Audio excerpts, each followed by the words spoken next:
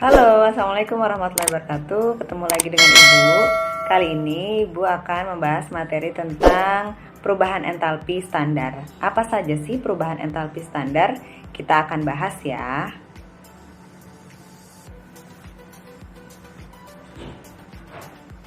Entalpi adalah besaran fisis yang nilainya dipengaruhi oleh wujud dan jumlah zat, serta dipengaruhi juga oleh lingkungan, suhu, dan tekanan. Nah, pengukuran entalpi pada suhu dan tekanan ini akan berbeda, yang akan menghasilkan nilai entalpi yang berbeda pula. Oleh karena itu disepakati standarnya adalah pada suhu 298 Kelvin dan tekanannya 1 atmosfer. Jadi, perubahan entalpi standar yang dimaksud adalah perubahan entalpi yang diukur pada suhu 298 Kelvin dan tekanan 1 atmosfer. Nah, apa saja sih jenis-jenis perubahan entalpi standar ini? Oke, kita simak ya. Yang pertama adalah entalpi pembentukan standar atau delta HF. Nah, di sini kalau kita lihat pembentukan standar 1 mol suatu senyawa dari unsur-unsurnya itu disebut entalpi pembentukan standar. Ya, kita lihat pembentukan dari CO2 itu dari unsur karbon dan oksigen. Dan terbentuk 1 mol CO2. Di sini koefisiennya 1, ini membuktikan bahwa pembentukannya 1 mol CO2. Dilepaskan kalor sebesar negatif ya, 393 kilojoule. Oke, yang kedua adalah entalpi penguraian standar atau delta HD. Ya, di mana suatu senyawa terurai menjadi unsur-unsurnya. Kita lihat nilainya delta HD adalah positif 393 kilojoule. Ini menandakan bahwa untuk menguraikan 1 mol CO2 menjadi unsur-unsurnya diperlukan kalor sebesar 393 kilojoule. Tandanya positif berarti reaksinya adalah endoterm, berarti diperlukan menyerap kalor ya. Kemudian yang ketiga adalah entalpi pembakaran standar atau delta HC, di mana contoh suatu senyawa karbon dibakar pasti di sini menggunakan O2, menghasilkan CO2 dan H2O. Delta HC-nya adalah negatif 1565 kJ per mol. Artinya, pada pembakaran 1 mol etana dibebaskan kalor atau dibebaskan energi sebesar 1565 kJ per mol. Nah, ciri-ciri dari entalpi pembakaran di sini adalah menggunakan CO2.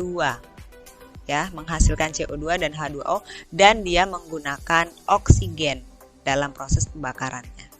Lanjut, entalpi yang lainnya ada juga entalpi netralisasi standar atau delta HN. Nah, di mana perubahan entalpi ini yang diperlukan atau dilepaskan untuk menetralkan 1 mol asam atau basa atau sebaliknya. Ya. Seperti contoh 2NaOH ditambah H2SO4 menjadi Na2SO4 plus 2H2O. Delta H-nya negatif 200 kJ. Maka di sini delta H netralisasinya adalah minus 200 kJ per 2 karena koefisiennya tadi NaOH 2 dibagi 2 sama dengan minus 100 kJ. Nah, di sini harus dalam keadaan 1 mol ya untuk menetralkan asam atau basa tadi ya, maka dibagi 2. Kemudian entalpi yang lain yaitu entalpi penguapan standar atau delta HVAP, yaitu perubahan entalpi yang diperlukan atau dilepaskan pada penguapan 1 mol zat fase cair menjadi gas pada keadaan standar. Contoh misalnya H2O dalam wujud liquid cair ya menjadi H2O gas. Maka delta HVAP-nya adalah positif 44 kJ. Oke, yang keenam adalah entalpi peleburan standar atau delta H-fuse. Perubahan entalpi yang diperlukan atau dilepaskan pada pencairan 1 mol zat fase padat menjadi fase cair pada keadaan standar.